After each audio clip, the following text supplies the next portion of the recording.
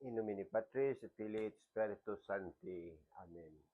Magandang umaga sa ating lahat, saan man panig ng buong mundo.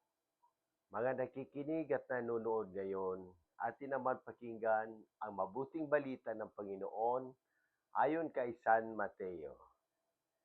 Glory to you, Lord Jesus Christ. Habang bumababa sila sa bundok, tinanong si Jesus ng mga alagad, bakit po sinabi ng mga eskreba na dapat munang pumarito si Elias? Sumagot siya, paririto nga si Elias upang ihanda ang lahat ng bagay. Sinasabi ko sa inyo na pumarito na si Elias, ngunit hindi siya nakilala ng mga tao. Ang kanilang ginawa sa kanya ang gusto nila. Gayon din naman, pahihirapan nila ang anak ng tao. At naunawaan ng mga alagad na si Juan Bautista ang tinutukoy niya, ang mabuting balita ng Panginoon.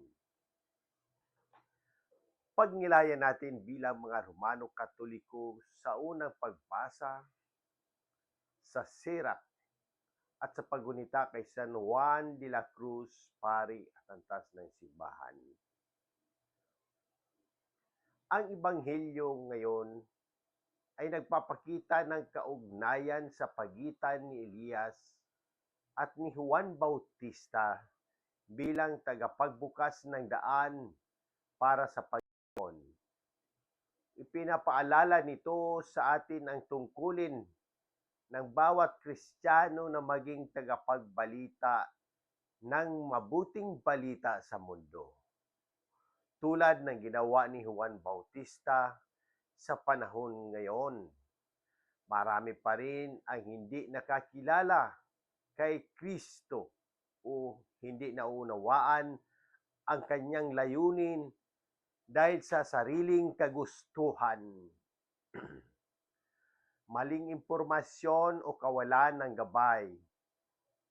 Tayo bilang mga alagad ni Kristo ay tinatawagan na ipahayag ang katotohanan ng may pag-ibig at katapatan.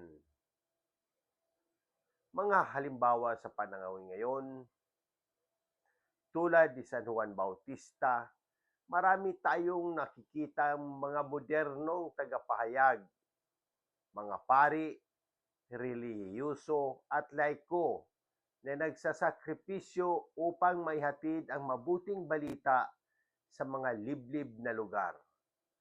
Ngunit tulad ng karanasan ni Juan Bautista, hindi lahat ay itinatanggap ang kanilang mensahe. Kaya't dapat tayong manalangin para sa kanilang katatagan.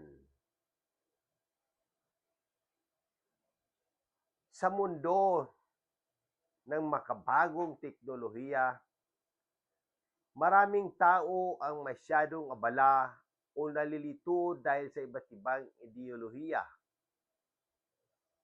Ang Adbento ay panahon ng pagbabalik loob at paghahanda. Ngunit marami ang nakakalimot sa tunay na kahulugan ng Pasko. Dahil sa komersyalismo,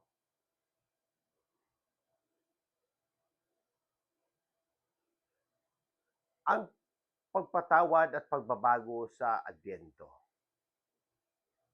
para sa pamilya at buhay. Ang panahon ng Adbento ay isang pagkakataon upang pagnilayan ang ating kaugnayan sa Diyos at sa bawat isa. Sa pamilya, ito ang tamang panahon upang ituwid ang mga pagkakamali, pagpapatawad at pagkakaisa. Sa ating buhay, tanungin natin ang ating sarili, paano ko ihanda ang puso ko para sa pagdating ni Kristo?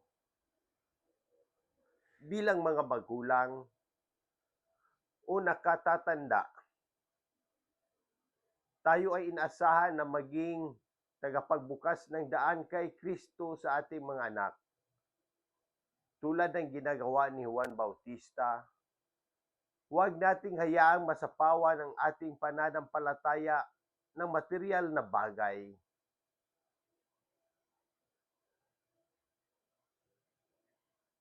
Sa magisterium, itinuturo ng simbahan na si Juan Bautista ay ang bagong Elias na naghahanda ng daan para kay Jesus. Sa Catechism of the Catholic Church, 719.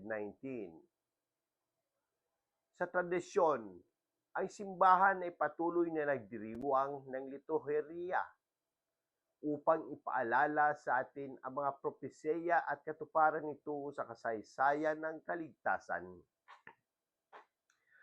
At sa banal na kasulatan, ang paalala ni Elias at ni Juan Bautista sa paghahanda ng puso ay patuloy na inuugnay sa ating responsibilidad bilang Kristiyano sa Malakias.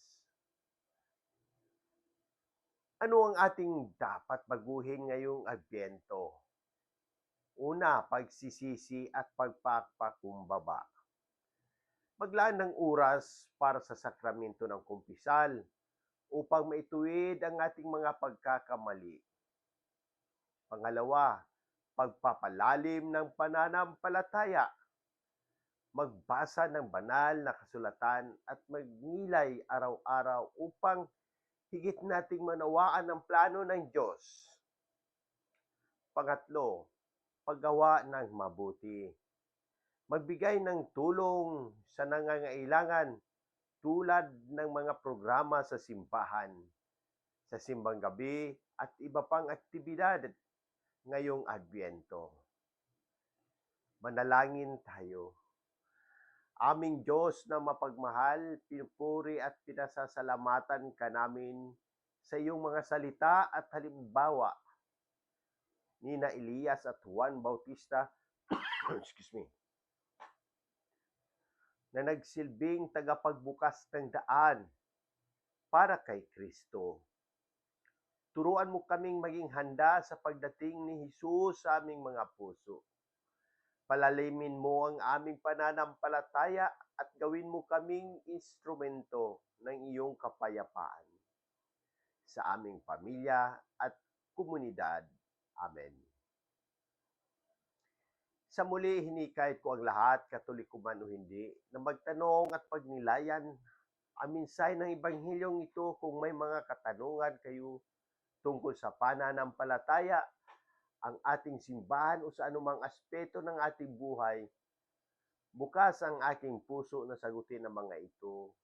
Sama-sama natin pagnilayan at pahalagahan ang habag at pag-ibig ng Diyos na ipinapahayag ni Jesus sa Ebanghilyong ito. Sa pamamagitan ng ating mga gawain at salita, naway maging daluyan tayo ng habag at pagmamahal ng Diyos sa lahat ng tao. Amen. In nomine Patris et Filii et Spiritus Sancti. Amen. God bless!